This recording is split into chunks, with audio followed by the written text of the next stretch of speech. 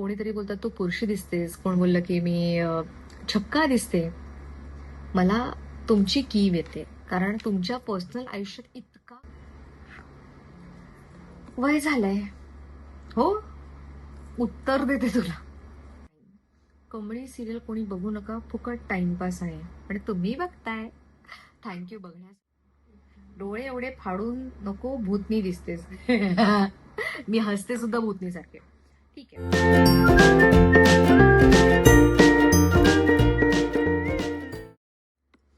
हाय, नमस्कार. मी सुषमा जयवंत तुमचं सगळ्यांचं पुन्हा एकदा माझ्या ब्लॉगमध्ये स्वागत करते. मी आत्तापर्यंत जे काही ब्लॉग्स केले त्याच्यामध्ये माझं डेली रुटीन होतं, माझा मेकअप होता, माझं हेअर होतं, माझं स्वामींचं दर्शन घेणं होतं. पण एक खूप कमाल मुद्दा मला असा सगळ्यांसमोर मांडावासा वाटतोय, तो म्हणजे आम्हाला येणारे बॅड कमेंट्स आणि आमचे काही खास अनुभव. ते मी तुमच्याशी शेअर करणार आहे. चांगले कमेंट्स नेहमीच येतात आणि ते खूप आम्ही त्यासाठी थँकफुल असतो, कारण आम्ही बऱ्याच वेळा रिप्लाय नाही करू शकत, परंतु आम्हाला तुमचे गुड कमेंट्स खूप जास्त आनंद देतात, मोटिवेशन देतात, आम्हाला बरंच काही नवीन करण्यासाठी प्रोत्साहन देतात. त्याच्यासाठी सगळ्यांना खूप खूप खूप थँक्यू. आणि मी अजून असा एक ब्लॉग बनवणार ज्याच्यामध्ये अनेक वर्ष झाली जे माझ्यासोबत आहेत, त्यांनी जेव्हा पण पाहावं तेव्हा मला मोटिवेट केलेलं आहे, इन्स्पायर केलेला आहे, मला खूप छान फील करून दिलेला आहे. पण त्याआधी मी एक बॅड कमेंटचा एक ब्लॉग बनवायची मी खूप इच्छा बाळगते. सो मी आज तो प्लॅन केलाय. काही दिवस झाले अनेक लोक खूप वाईट कमेंट्स करतात, तर त्यांना उत्तर देणं खूप गरजेचं असतं. त्यासाठी आज हम बात करेंगे. ओके, कुठला वाचू? हा, आता एक आहे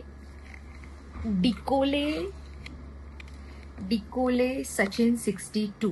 एक मिनिट, माझी स्क्रीन पहिली लॉक करून घेते. वय झालंय. हो, उत्तर देते तुला. निसर्गाचा नियम आहे, जसजसं वर्ष पुढे जातं आपलं वय वाढतच जातं.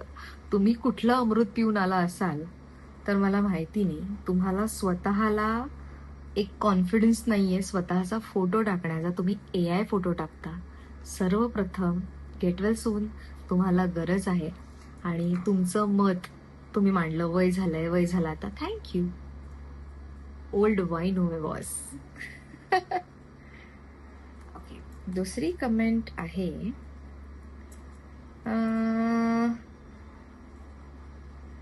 अमरिंद्र 2609.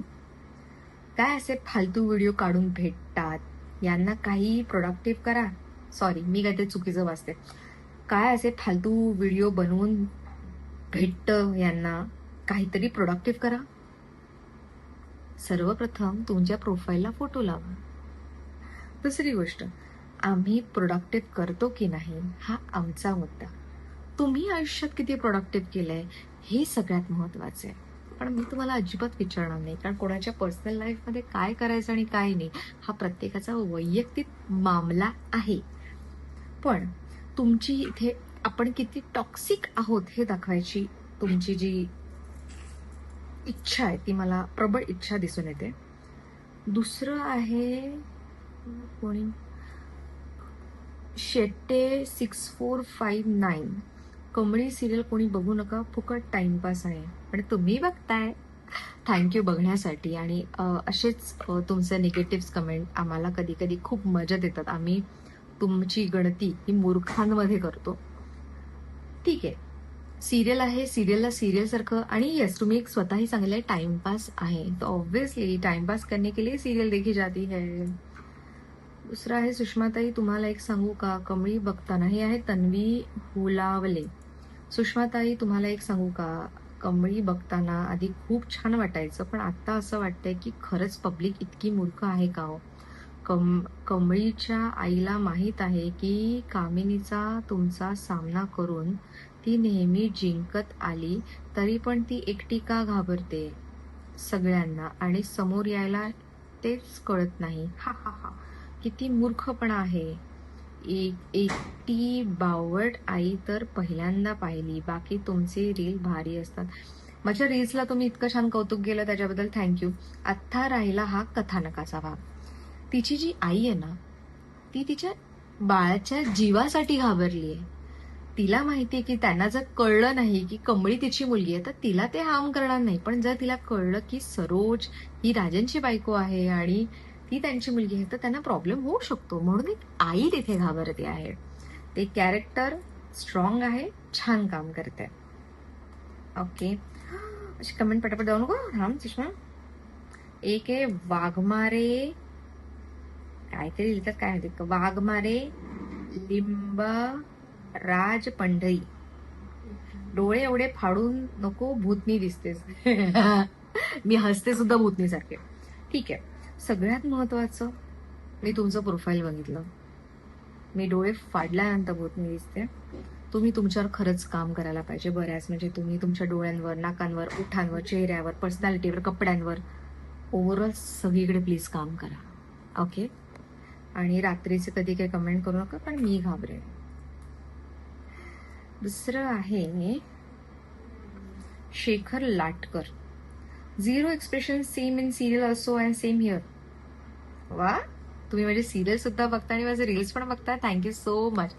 आणि सगळ्यात महत्वाचं ना गाईज, हे जे निगेटिव्ह लोक आहेत ना, हे तुमची सिरियल बघतात, तुम्हाला फॉलो बॅक करतात आणि खरंच मजेशीर असते सगळं. ओके, आता सध्या तर मी एवढेच कमेंट वाचते, आता याच्यावर मला उत्तर देणं गरजेचं आहे. सगळ्यात महत्वाचं कोण कसं दिसतंय याच्यावर लीगल ऍक्शन घेता येते. ओके, तुम्ही कोणाला कोणत्याही प्रकारचं असं वर्णन करू शकत नाही जे तुम्ही माझ्याबद्दल केलंय. मी कशी दिसते, माझ्यासाठी मी खूप सुंदर आहे, मला खूप अभिमान आहे स्वतःचा, माझ्या डोळ्यांचा, माझ्या नाकाचा, माझ्या ओठांचा, माझ्या स्माईलचा, माझ्या चेहऱ्याचा. कोणीतरी बोलतात तू पुरुषी दिसतेस, कोण बोललं की मी छक्का दिसते. मला तुमची कीव येते, कारण तुमच्या पर्सनल आयुष्यात इतका गोंधळ आहे, इतकं स्ट्रेस आहे ना, त्याच्यामुळे तुम्ही इतके गुंतले आहात त्याच्यात की कुठे मी फ्रस्ट्रेशन काढतो तुम्ही इथे काढता. गाईज, यापेक्षा तुम्ही एका सायकोलॉजिस्टकडे जा, तुमच्यावर काम करा, तुम्हाला त्याची जास्त गरज आहे असं वाटतं. आणि राहिला भाग सिरियलचा, कॅरेक्टरचा, डोळ्यात काजळ भरलंय की नाही, ते एक कॅरेक्टर बनवलं गेले की ही एक रागिणी आहे, ही अशी आहे. ओके, तर रागिणीला काजळ खूप आवडतं, तिला रागिणी काजळ घालते, ही तिची आवड आहे. ओके, सिरियलवर प्रेम करायचं की नाही हा तुमचा भाग आहे. ओके, माझ्यावर प्रेम करायचं की नाही हा सुद्धा तुमचा भाग आहे, पण मी माझ्यावर खूप प्रेम करते. मला तुमच्या बॅड कमेंट्सने फक्त हसायला येतं आणि जेन्युअनली जेव्हा माझी पीआर टीम आणि आम्ही बसलेलो असतो, आम्ही फक्त हसत असतो. किती वेळ आहे ना तुम्हा लोकांना हे वेडेपणा करण्यामध्ये, सिरियसली. हे बघा, स्वतःवर काम करा, गेट वेल सून. मी स्वामींकडे प्रार्थना करेन की तुम्ही लवकरात लवकर सगळे बरे व्हाल, तुमची बुद्धी जी भरकटलेली आहे ती सद्बुद्धी तुम्हाला परमेश्वर देव, हीच स्वामीचरणी प्रार्थना.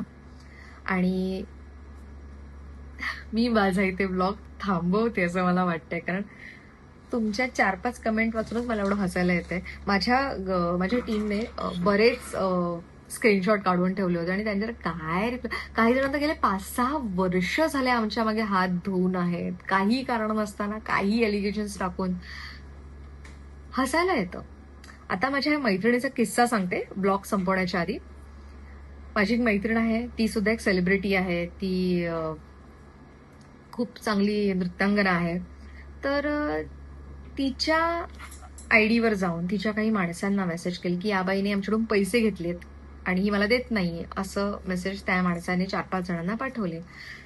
मग हे जर अति झाल्यामुळे ती क्राईम ब्रांचकडे गेली आणि तिने तो रिपोर्ट केला, सायबर क्राईममध्ये गेली, क्राईम ब्रांच नाही सायबर क्राईम. तर तिने तिथे रिपोर्ट केला, त्यांना बोलवलं गेलं आणि तो माणूस एवढंच बोलला, "काय नाही हो, तुम्हाला भेटणं शक्य नव्हतं म्हणून आम्ही हा मार्ग निवडला आणि तुम्हाला पाहण्याची आमची इच्छा होती ती पूर्ण झाली." पण हा शुद्ध मूर्खपणा आहे. डेफिनेटली जर तुम्ही काही असं कराल तर मी तर डेफिनेटली तुम्हाला सायबर क्राईम मधून तुम्हाला माझ्या घरी वेलकम करेन किंवा पोलीस स्टेशनला वेलकम करेन आणि तुम्हाला भेटेन छानपैकी आणि तुमची चांगली काळजी घेईन. टेन्शन नका घेऊ. पुन्हा एकदा सांगते, लवकरात लवकर बरे व्हा. तुम्हाला जर आयुष्यात खूप जास्त प्रॉब्लेम्स आहेत तर जवळच्या माणसांशी बोला. इतरांना उगाचच काहीतरी डिवचून, काही कारण नसताना डिवचून काहीही फायदा नसतो आयुष्यामध्ये. तुम्ही तुमच्या आयुष्यात सुखी राहा. तुमची फॅमिली असेल तर प्लीज त्या फॅमिलीकडे लक्ष द्या. मला माहिती आहे ज्यांनी मला भूतनी सांगितलंय त्यांचं स्वतःमध्ये सौंदर्याच्या व्याख्येत ते बसत नाहीत कुठेच. त्याच्यामुळे त्यांना ते जेलसी म्हणा किंवा असं प्रत्येकालाच असतं, काय अनेकांनाच असतं तो प्रॉब्लेम. त्या प्रॉब्लम मधून जरा बाहर या कि जेलस फील करके कुछ होने वाला तो नहीं है ना, तो क्यों तकलीफ कर रहे हो भाई. श्री स्वामी समर्थ. इथे मी माझा ब्लॉग थांबवते. तुम्ही तुमचं आयुष्य सुखाने जगा हीच स्वामीचरणी प्रार्थना.